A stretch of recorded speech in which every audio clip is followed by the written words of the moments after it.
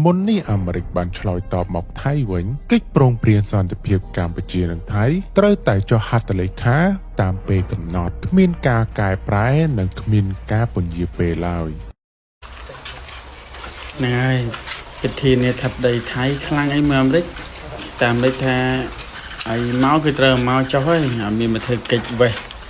ថាចេះចុះទេក៏មកប្រជុំមកផ្លេតចាំទៅវិញទៅវាមានស្អីឥ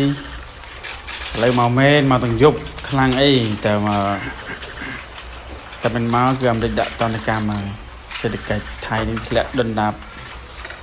ខ្លាំងជាងមុនទៀតព្រោះសេដ្ឋកិច្ច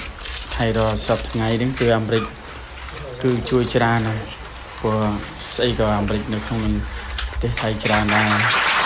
គឺត្រូវតែចុះអភិវឌ្ឍមកចុះដើម្បីសន្តិភាពរបស់គ្នា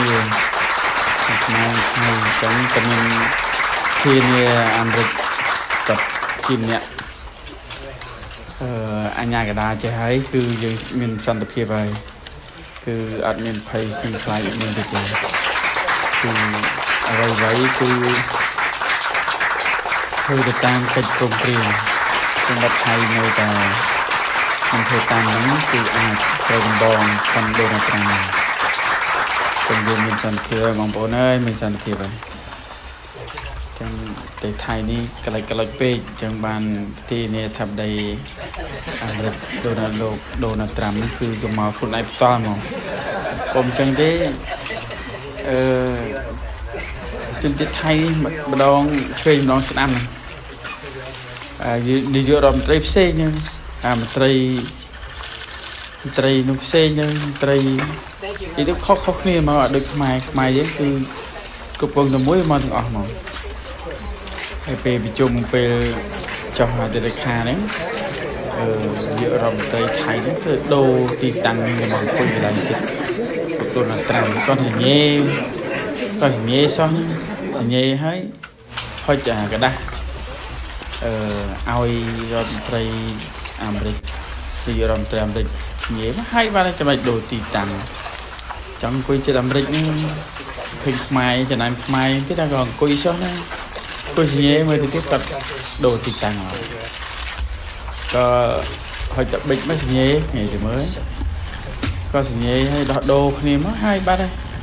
ទៅដូរទីតាំងមកអង្គុយចិត្តលោកដូណាល់ត្រាំណាអត់ចេះខ្មាស់អន្តរជាតិមែនគេថតឃើញច្បាស់និយាយគេថត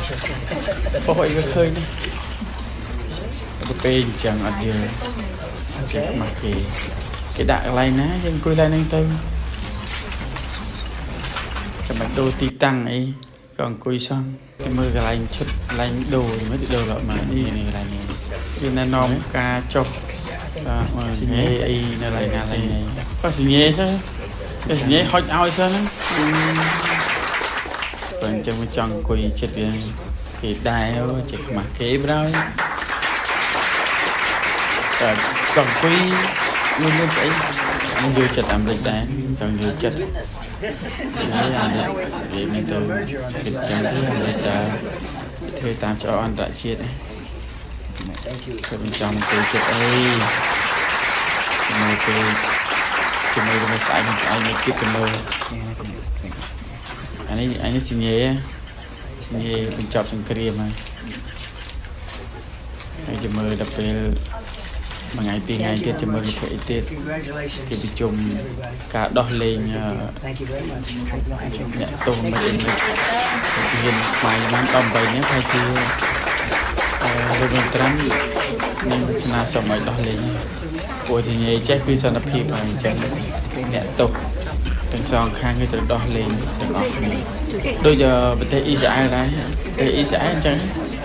គឺសញ្ញេហើយអស់ហើយគឺត្រូវនេះហើយគឺត្រូវដោះដូរអ្នកទោសហើយ